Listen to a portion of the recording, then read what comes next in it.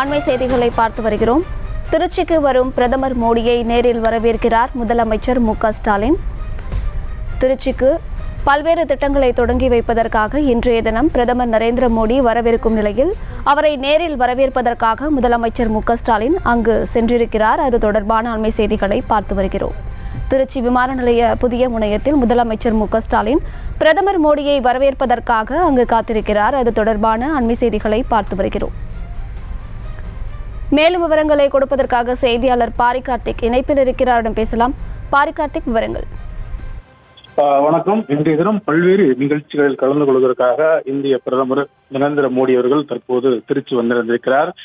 விமான நிலையம் புதிய முனையம், அதே போல 19,850 கோடி ரூபாய் மதிப்பீட்டுடன் புதிய பல்வேறு திட்டங்களை திருச்சியில் துவங்கி வைக்கிறார். NIT மற்றும் பாரதிதாசன் பல்கலைக்கழக பட்டமளிப்பு விழா ஆகியவற்றில் பங்கேற்று சிறப்புரை ஆற்ற இருக்கிறார்.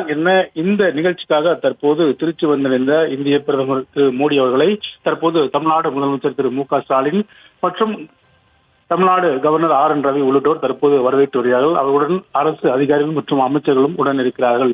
இன்றைய தினம் திருச்சியில் பல்வேறு நிகழ்ச்சிகளை கலந்து கொள்கிறார். குறிப்பாக திருச்சி காரைக்குடி சாலை, அதே போல NITயில் நடைபெறும் பல்வேறு நிகழ்ச்சிகள், மேலும் திருச்சி சர்வதேச விமான முனையத்தையும் பல்வேறு 122 கோடி ரூபாய்க்கு திறக்கப்படும் அந்த முனையத்தையும் திறந்து வைக்கிறார் என இன்றைய தினம் பல்வேறு நிகழ்ச்சிகளுக்காக இந்திய பிரதமர் திரு மோடி அவர்கள் திருச்சி வந்திருக்கிறார்.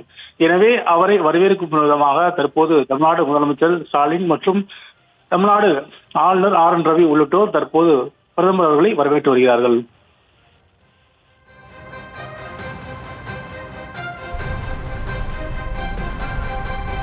விவரங்களை வழங்கியமைக்கு நன்றி பாரி கார்த்திக். செய்திகளை உடனுக்குடனும் துல்லியமாகவும் தெரிந்து கொள்ள சப்ஸ்கிரைப் பண்ணுங்க.